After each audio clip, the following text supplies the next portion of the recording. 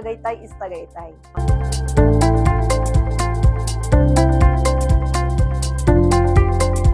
Kita naman natin ang flow ng mga tao. Kapag summer, this is the nearest place para mag-unwind ng tao. Normally, pag weekends, talagang umaakit ang tao dito kasi malapit lang ako GMA area lang ako So, nakikita ko na traffic, pakyat. So, ibig sabihin, maraming taong pumupunta dito.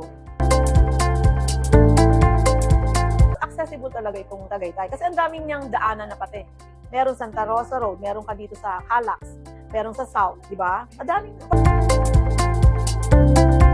Kaya ako bumili ng property dito nga, yun nga, para less gastos. So pag summer, akyat ka lang, malapit lang naman. Oo, tapos yun nga, in-offer yung parang investment. So sabi ko, okay lang naman, mas maganda. Kasi investment-wise, di ba, meron kang pagkakitaan in the latter part.